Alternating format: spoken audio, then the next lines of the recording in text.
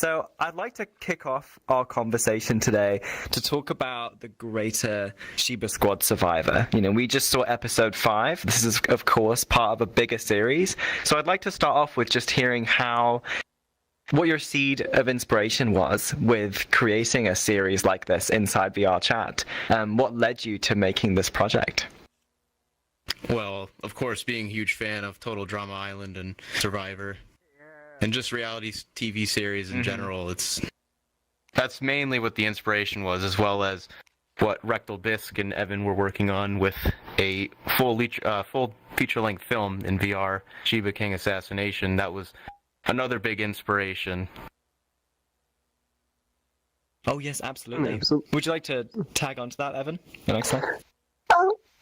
I mean, yeah, a little bit. I mean, yeah, like this show really did become, and Drowns talked about this a little bit in another interview, but this whole project was mainly just like, getting a bunch of friends together and making our, so I joined a little bit later, but originally, and I think Drowns, you can add on a little bit, but like it really did. It was a process to get to where it is today. And even though we're on episode 6, which is already out, and we're on episode 7, it's already gone to such great lengths from the very beginning. And we've learned so much. Oh, absolutely. Yeah. Yeah. This definitely started out as more of like a YouTube skit for Drowns and his friends or people that he just wanted to be a part of the show. Maybe more staple names in the VR chat community, or the Shiba Squad community.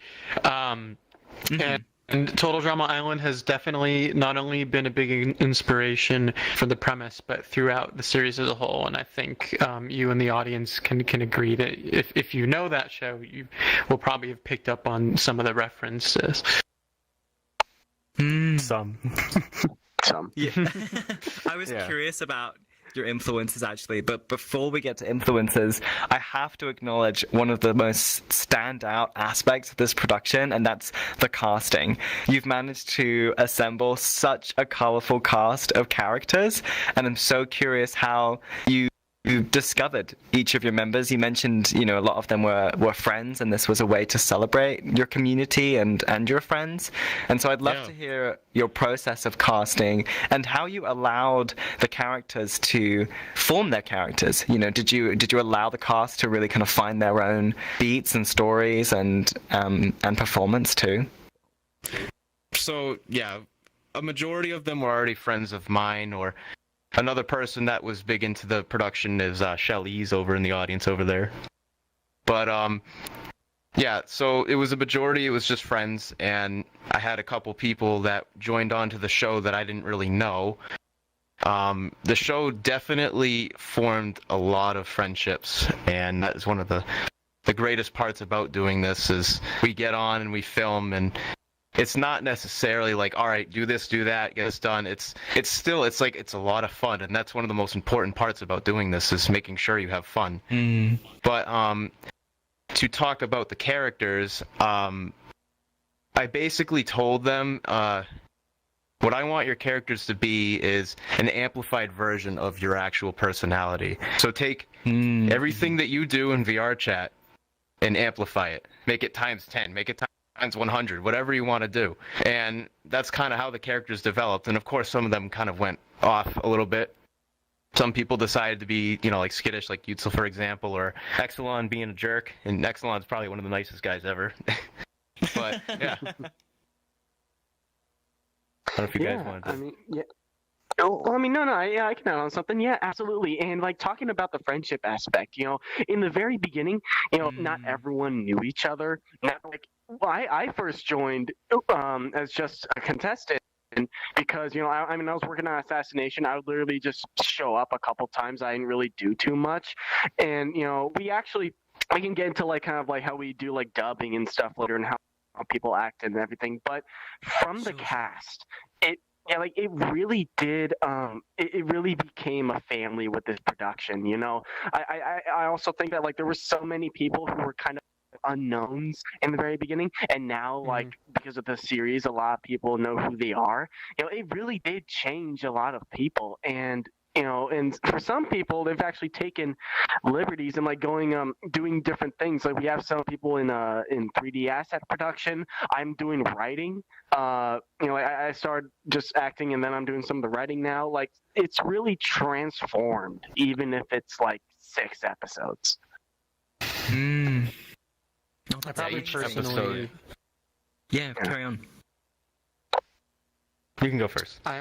Okay. I think I personally only knew at most a third of the entire cast when I came on board, and now I know everybody, and everybody probably knows me at this point, for better or for worse.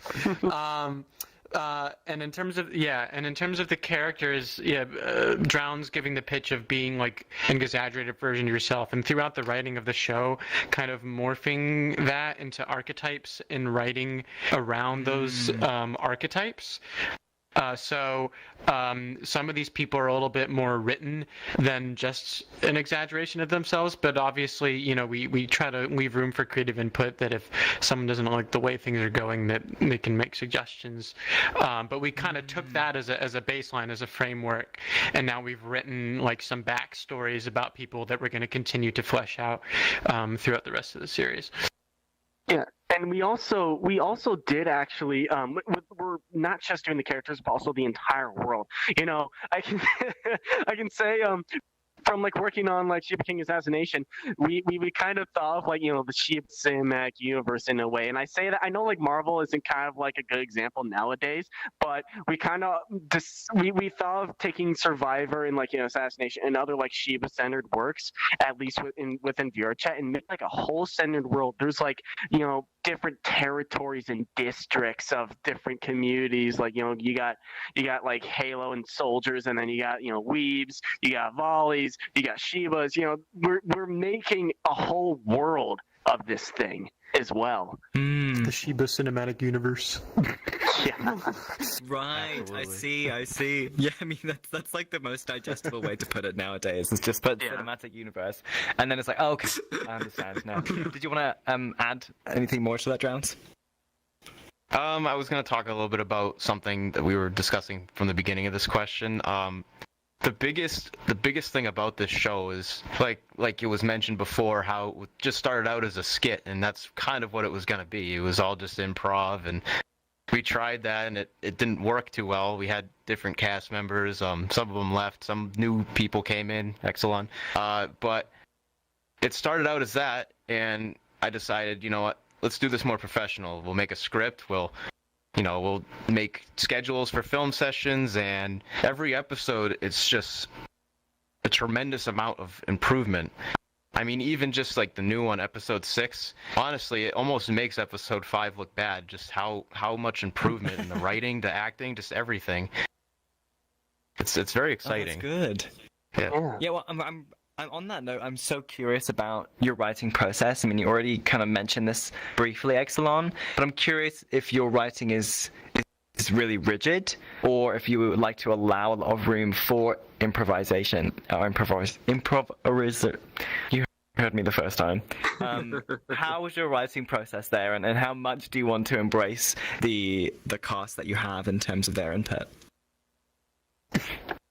Well, we put together an outline. At first, we were putting together outlines episode to episode, but now we kind of have a tentative. Evan Drowns and a few other people who contributed to the writing process, an entire layout of the whole season, like in terms of who might get eliminated, what kind of challenges are going to be, and then what sort of plot points do we want to push, and then based on that, we were like, all right, we have a Word doc online that we can collaboratively edit together, and Drowns and Evan and I will just kind of get to work writing it out. Evan and I these days are co-writers for the large part, with input from Drowns, but we have some other people behind the scenes that are helping out. And we have the scripts all available for everyone in the overarching cast to be able to view and look at and make suggestions. And what will sometimes happen is either someone will come up with an idea as a general idea, or maybe as a little editing suggestion for the actual script, or even during the filming process, someone I feel like I myself am one of those people will come up with like an idea on the spot, and they're like, "Hey, let's do this," and it will usually work out really well. Nice. Which surprisingly enough.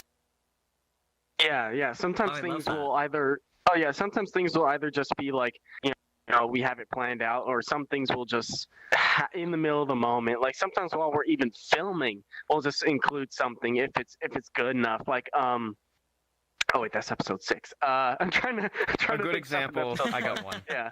So sure, a good sure. example of an idea. So that whole sequence with Oars, the crazy guy, he was in my cabin and he was searching around trying to find his weapons, and that whole scene was kind of like spur of the moment thought. And I was thinking, it'd be funny if we get a bunch of different shots of him doing different things. And then the funniest part, of course, was when he was looking on the computer. That was Evan's idea. Yeah. No, yeah, that definitely got a good chuckle, I think.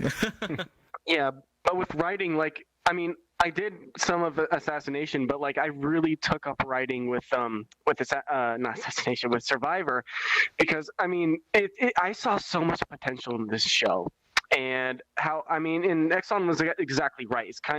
It's kind of just like we'll make an outline, and then I will sometimes write a complete first draft, but then we'll all bring in our own different ideas. We'll change up a few things. And yeah, it is a whole process, a very collaborative process. And I kind of I don't take, but I get inspired from a lot of other things. I try not to watch Total Drama Island or Survivor to get more unique ideas. I'll be watching like some like news article or like something that doesn't have anything to do with like film or Survivor shit or anything. Oh, sorry. And I'll just like get inspired from that. Like you can really get inspiration for anything. Aaron Sorkin, my favorite writer, he said a great writer good writer is inspired, a great writer takes. And while you might feel differently about that, I definitely think that every writer, and even my mentor, Rectal Bisque, Matt Sullivan, he'll tell you that every writer steals from each other, and I agree. Yeah, that's certainly some truth to that statement, and that was actually my next question. It was, I know that you have influences from Total Drama Island, but were there any other films or TV shows or other aspects? I know that Evan, you shared. Do you have any other inspirations that you'd like to mention, Drowns or Axelon? It's more so now than it was in the early episodes, like 1 and 2, and maybe even 3. We weren't really having any kind of inspiration from anything else other than Survivor, and we're moving on to episode 7, and this one has like tons of inspirations in it, and it's definitely gonna kind of take a little bit of a turn and make it more unique than what we have out so far. Yeah, that's kind of our plan with the show so in the first few episodes it's going to make it really just funny. Oh, like cartoon dogs, haha. And then we're going to get like very serious. Like the funnies are going to be kind of toned down. We're going to have more drama. We're going to have more world building. It's going to get And dark. it's just like, it's going to any get type serious. of competition. It's going to be great. Yeah. You get closer to the end and you can't trust people. You can't, you're trying to win the prize. That's the goal. So it's not just goofing around anymore. It's going to turn into the Hunger Games. No, I'm not sure. Can't call it. We never know. We don't know. We don't know what's going to happen. Now, I really want to talk about the world of the show, and I mean specifically the VR chat space, the world that you've created. It brings so much cohesion to the series, not only episode 5, in the exteriors, like the environment, and the interiors as well. I'm so curious what your journey was like discovering that world. Yeah, so again, inspiration from Total Drama Island. The island is, especially with the huge mountain and the campfire. The world was originally created. I was having Jake Mallard work on it with me a little bit, doing optimization, but I mainly did all of the world making. I sculpted the terrain, I put in the trees, everything you see. There's tons of toggles that I add, like toggling on the boat, changing the skyboxes, and one of the biggest ones that I always like to talk about is the NPCs. So NPCs, if you don't know what that is, that's basically a non-playable character. It means that it's a fake actor almost on the set. And I do that because, crazy amount of casting. There's so many people, and trying to get that many people in a film session to shoot filming and all that, it's very difficult. So what I do is I like to prepare, and I'll make NPCs that can kind of fill in the background or do mundane tasks or whatever I want without having to have people do that or asking extra people to get on. And it also helps with optimization, and because the more people you have in a world, the higher your ping's going to get, and all that. One of the craziest ones I did was actually in this episode. That whole entire chase scene with the ball getting tossed, that was all animated. It was not acted. They were all just chasing each other, and I animated the ball to go from Burnaking to Galaxy. And then I went into the world and actually filmed it with the NPCs. Wow. That's so fascinating. I don't know many VR chat filmmakers who've, taken that step, so it's really interesting to hear that process. Did you want to add anything, Evan? I mean, I could have another question, but please. Well, I mean, yeah, like to add on that, like the biggest thing is that we have a custom world where we can do whatever we want with it. And some people make their own custom worlds. We've made a couple for Assassination, but like most people will, of course, VR chat, free game, free worlds to use. You can absolutely just go into a world and use that as your set. But when you made your own, not only do you have the ability to make it, you can make it anything. You can make it more stylized to your approach. You can add things to it. Like there's so much freedom in that, and I know like it's really hard, which I want to give a lot of credit for. It's really hard to do this kind of Unity stuff, which I have no clue anything about Unity. So absolutely, just custom worlds are such a good thing. Yeah, using other worlds can put a restraint on production, especially when you want to get really creative with it. I mean, you can even do stuff with avatars, which I'm also experimenting with. So, in the instance where we want to use a world that wasn't created by me, I can still do things as if it was a world that I created and make, props or whatever. So it'll be interesting to see how that goes. Right. What with using avatars? Yes. Yep. Right. Did you want to tag in as well, Exelon? The physical VR chat world where this is filmed has all of the exterior and outside, the forest and the island, the beaches, the campfire cabins, both for the competitors and for drowns. There's a mess hall, kitchen, etc., and all of the animations therein, all of the NPCs if they're sitting around or whatever drowns is prepared for an episode is there, and we have the ability to change like world lighting with the skybox. We are really privileged to have our own world to film in, because you can just implement whatever. There are separate worlds Drowns has created specifically for interiors, and then everything that you have seen in the episode in the cave area. We have the cave area assets we had developed by an asset maker named Inox. Very fortunate to have him. And so you just kind of hopping from world to world to get this filmed, and when we need to change things, Drowns just makes the change. Right. I think that it does so much for the project, and I'm always so interested in films that create their own avatars, create their own spaces bespoke for these productions, because it brings the art direction together in such a united way that it's such a pleasure to watch. It feels like the world is a part of the story, and it's really effective. Now, I'm so interested in the performances now. You've mentioned NPCs, and Evan, you mentioned earlier about body acting and dubbing, and so I'd love to touch upon that and share, and if you could highlight how you approached capturing some of the more dynamic scenes or the dubbing process in general. Go do this. Well, majority of the voices are dubbed over. That's because time zones are not, they're not our friend. So getting somebody from like Germany or Israel is like really hard to get them on set at the same time as everybody else. So, I'll have somebody else in full body or even sometimes half body do their acting for them. And it's a good strategy to do it this way because I can tell them how exactly to say the line, how it was delivered, and give that real emotion to the line. So yeah, it takes a little more time. I get people, like, I'll do them separately. It takes maybe 15, 20 minutes at the most to get all their voice lines, but we'll go through the script with each person, and they'll give me their lines right in front of me, so we have a nice spatial audio instead of a mono right in the head. I see. Yeah, I mean, exactly. to that point, I want to talk about sound design a bit later, but I really couldn't tell. It was dubbed. You've mastered the sound in a really nice way where, that doesn't feel noticeable. So it's very well done. And it's a credit to have such an international cast as well. There's so many different accents, and it's really captivating to watch. Yeah, absolutely. That's one of the greatest things, absolutely, about the cast is that you have different kinds of characters from all over the world, which really adds to it.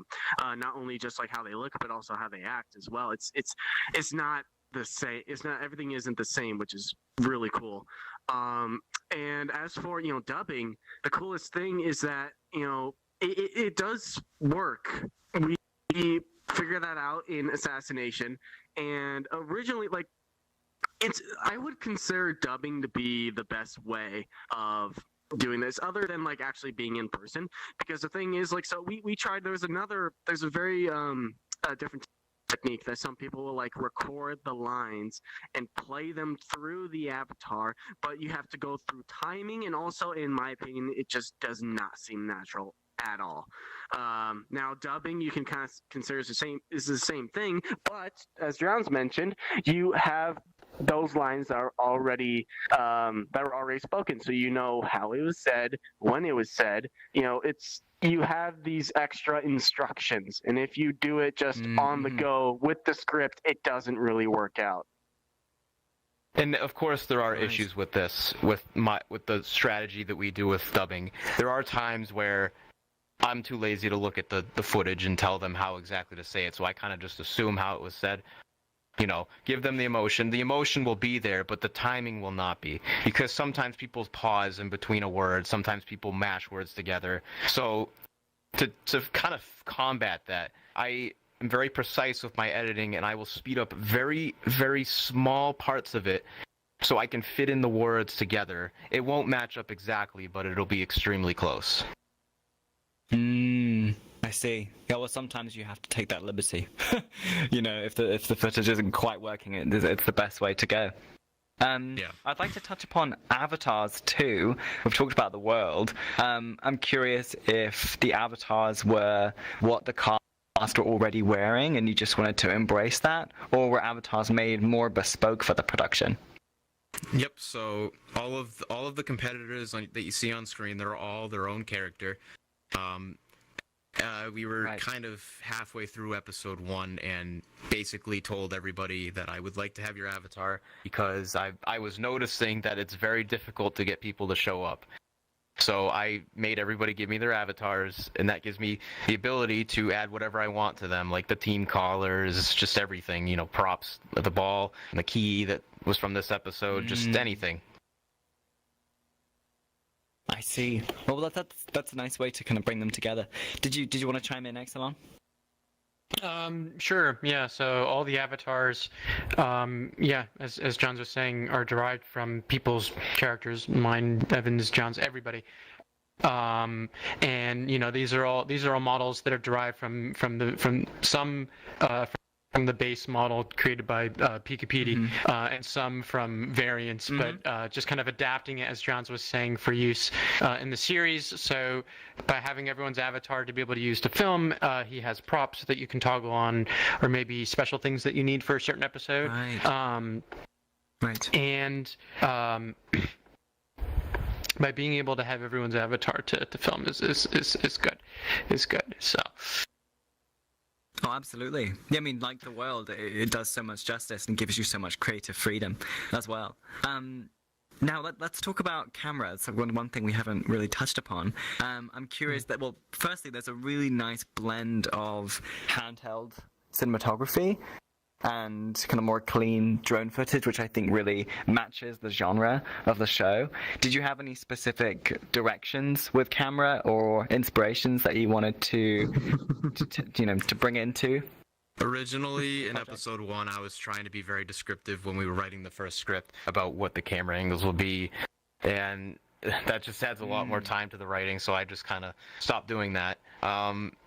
Our camera crew has been kind of like a roller coaster. I've had Shelly, he was one of the camera guys. I've had Cosmos Curtin VR. I've had SJ Fighter. I've had Evan even film with me with the new episode.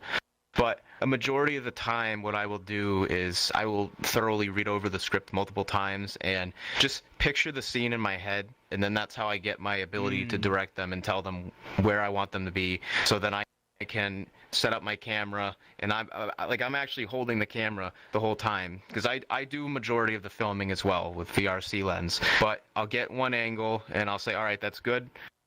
Next take, and I'll move my angle wherever I want it to be, and then we'll do the same thing over and over until we get a sufficient amount of takes.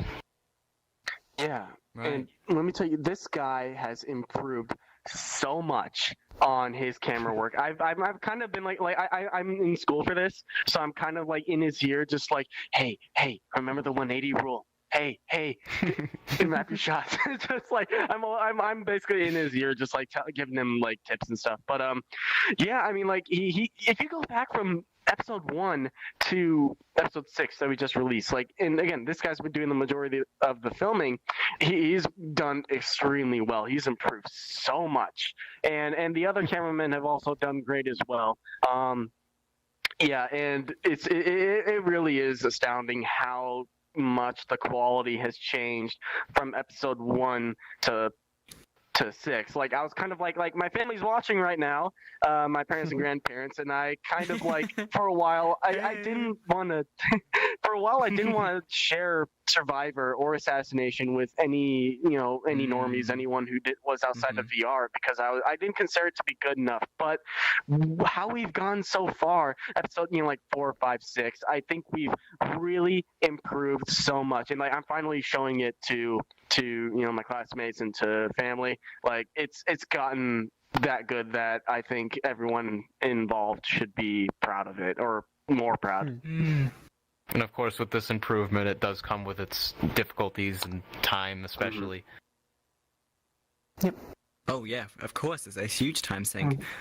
It's so clear to me that you've all had so much fun working on this project, and I think I speak for the audience too, where I say you feel it. It's often in a film you can tell that there's love and joy that's behind the camera, and I really feel it with this project. So I have a more odd question. What's been your key learning in the process of making this series, if you can kind of sum it up for us? And also, I mean, you've already answered this question really, but how has it strengthened you as friends too, and as collaborators?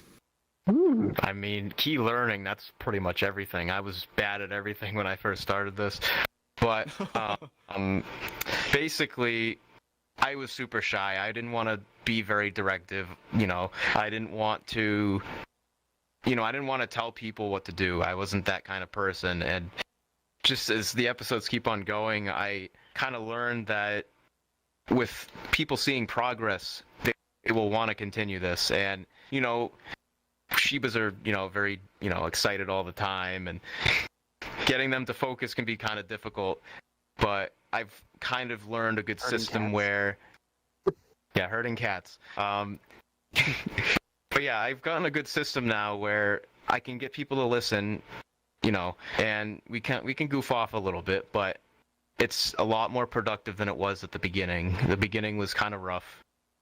And I would say the biggest one, like the biggest thing that I've learned out of this whole project was definitely editing. I went from being an okay editor, I could do okay, make funny moment videos, but now I can almost edit without even thinking. Like, I can just do something, like if a scene's not working, I'll come up with some quick fix right on the spot.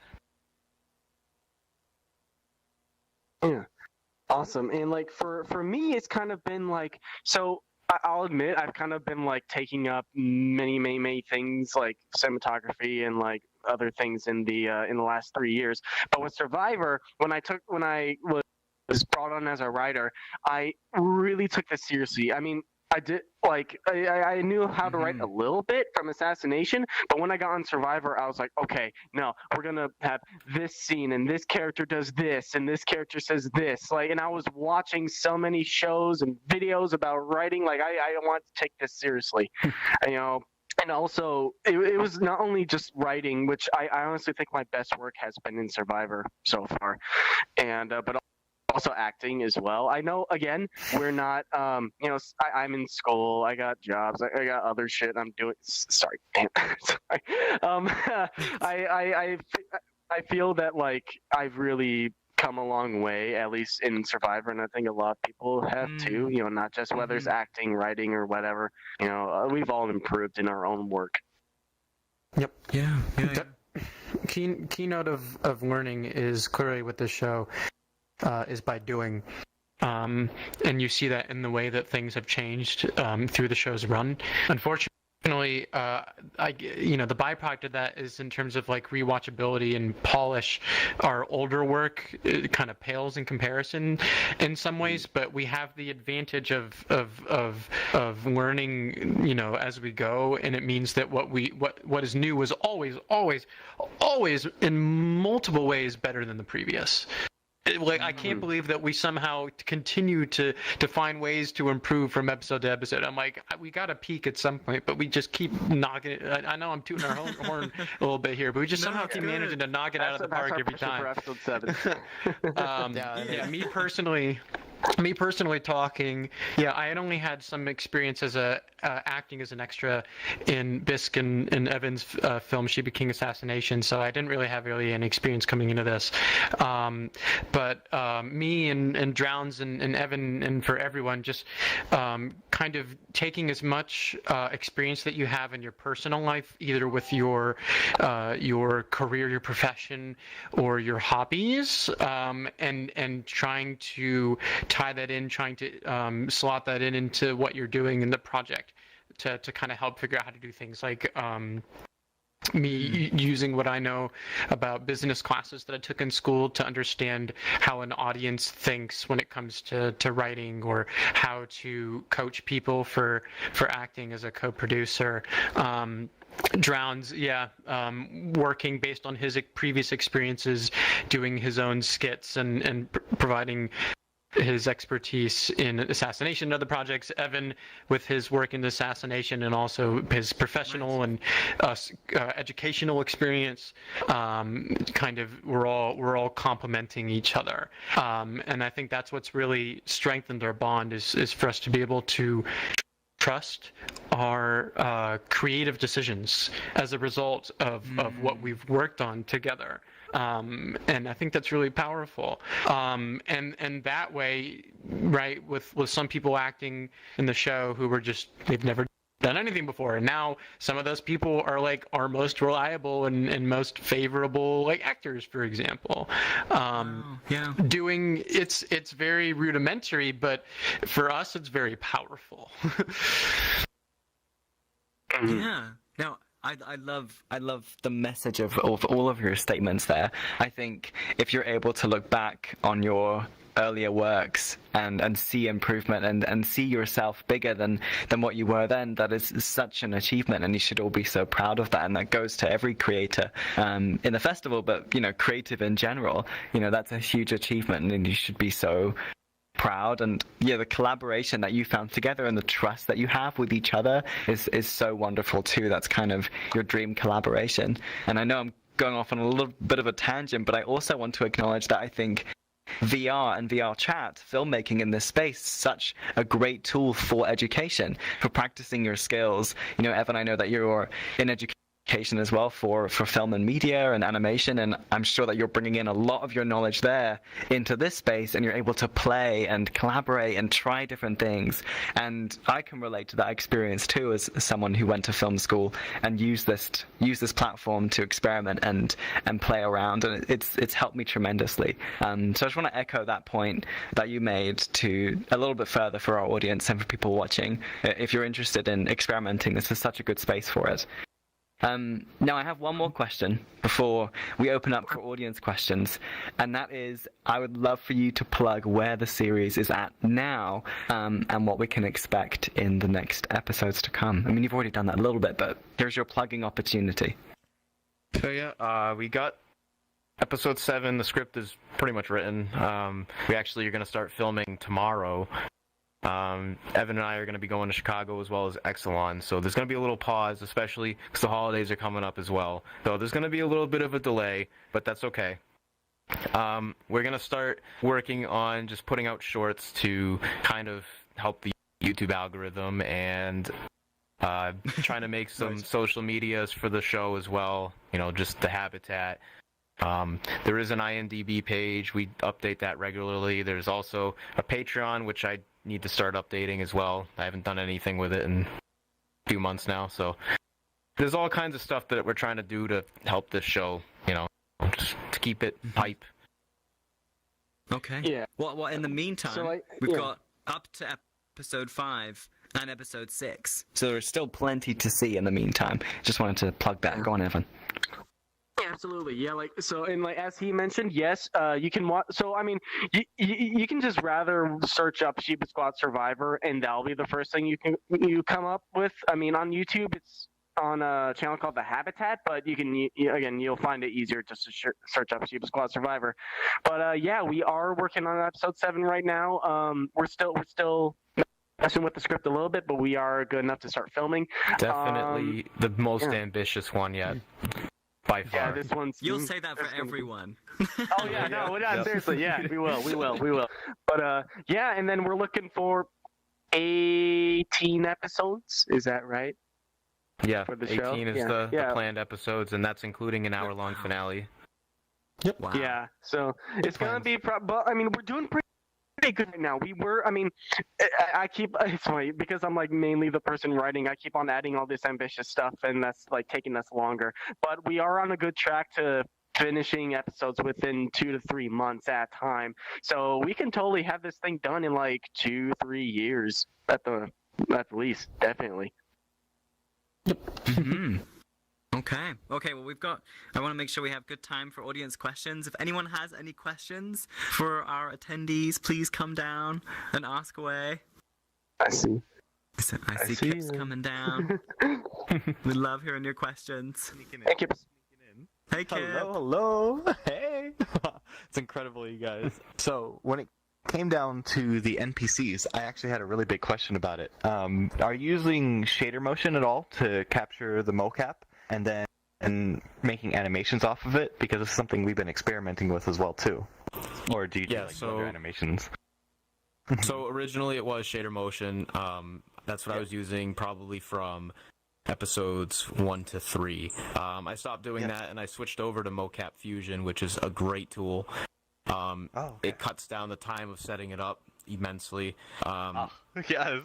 One of the things that I am experimenting with is, because we want to start using other worlds as well, so I am experimenting with putting NPCs on an avatar and making a toggle with a world constraint. So that's one of the other things that I'm Mm-hmm. But motion shader motion dev is great, but it has its stuff you need 2 clients. You need to be able to record on a separate client and then encode that into an animation. With Mocap Fusion, you can go right into a VR app. It's a VR application in Steam, and you can go right into it and animate. And right there, you don't even have to do anything. You have a 10-second Unity clip right there. That's incredible. Yes. Well, I'm glad you made the move over then to that, just to streamline it. Ooh, well, thank you so much. I really appreciate it. Question, Kip. Great work, everybody. I appreciate it. Thanks. Does anyone else have any questions for our directors? Otherwise, I do have one closing question. Mm-hmm. Motion up there. Going once, going twice. Okay. Going Going once, going twice. Okay, I've got one final tech question. And I want to shed some light on the sound design. There's so much detail in the sound design, and you've sweetened so many sounds, and you've added reverb on the dialogue. There's lots of Foley as well. I'm curious what your process was like there, in terms of sound libraries and sourcing different sounds, and how much you wanted to immerse the audience there, if you really wanted to go all out on the sound or you wanted to hold back in some parts. Just curious on your general sound direction. Yeah, so all the sound effects, at least a majority of them, come from Epidemic Sound. There's been a few instances where I actually did the sound effect myself, but in episodes 1 and 2, that was kind of like, all right, we'll make it a little detailed. Not too many sound effects.